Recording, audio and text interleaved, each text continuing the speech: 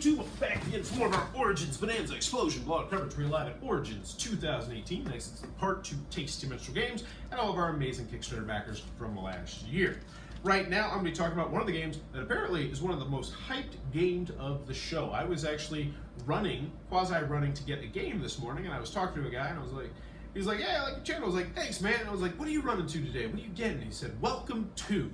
I was like, Welcome to? I don't know what that is. Well, I went and I checked it out. It is from Deep Water Games, and this is a roll and write, but it's actually a draw cards and write style games. 25 minutes, ages 10 plus, even though I think you'd easily teach this to probably an 8-year-old if you did a good job of explaining the scoring. And it's for 1 to 100 players, because it is, it's just you're going to be flipping over cards. Well, I'll explain the game. So in the game, you're going to have your sheet in front of you, and it will be a neighborhood of 3 streets. And what you're trying to do is number those streets by using the cards that are going to be out. And I believe it's always going to be 3, I imagine, because we played, it would always be 3. You're going to have 3 cards to choose from. Those cards are going to have a number, and they're also going to have a special ability.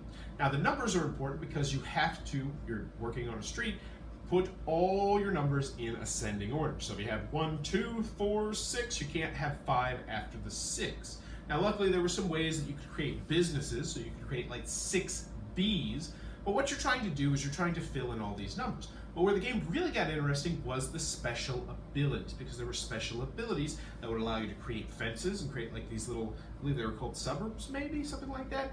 And then you could then use the business action, so you could bump up how many points you get for different size neighborhoods. So let's just say I played one game of it, apparently did really well, and I focused on getting neighborhoods that had exactly 4 houses, and then I would fence those in, and I'd fence them in, and I'd keep putting in the numbers, and then I would use the business track to boom, boom, boom, raise the number of victory points I was getting from 4 house neighborhoods.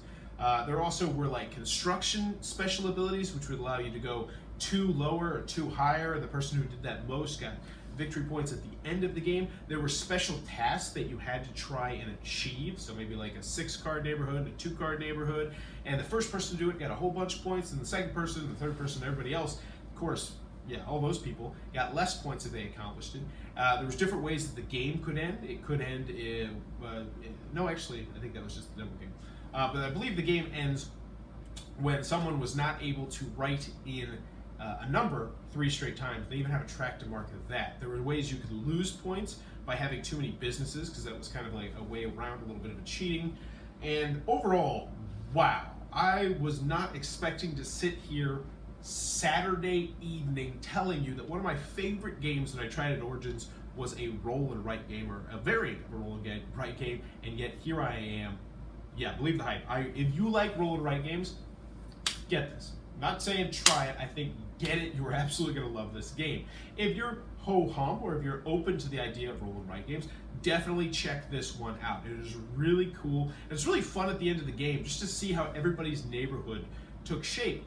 Because, I didn't really explain this. What's going to happen is you're just going to flip over these 3 cards, which will have a number and a special ability each time, and then everybody at the table, 1 to 100 people, are just going to use one of those cards, write it in, use the special ability if they choose to, and then you're going to flip over 3 more cards, so you can play with an unlimited number of people. I really like this game. I would love to be in like a big tournament of this game, and just so you could see all the different ways that people, the paths people took.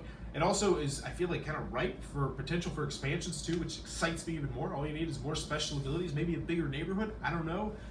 Lots of cool stuff here. Definitely check this one out. I would actually try to get myself a copy tomorrow, but there's only 25, so I'm sure they're all going to be gone before I get there. But Welcome to, from Deep Water Games. I believe this one's coming out at Gen Con, or maybe I think it's Gen Con. Check this one out, especially if you like roll and write games. That being said, there is no player interaction, so if that's a turnoff to you, then there you go. And it's pretty much just a solo game.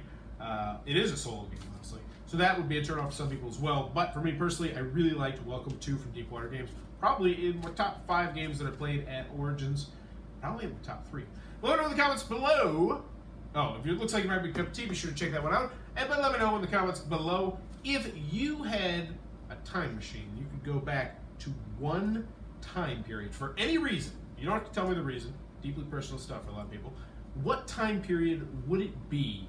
So for me personally, I would go back to New Year's Eve 2009, I want to say.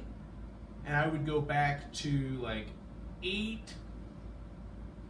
go back to like 11:30 p.m. So there we go. New Year's Eve, 11:30 p.m. I think 2007 or 8 or 9.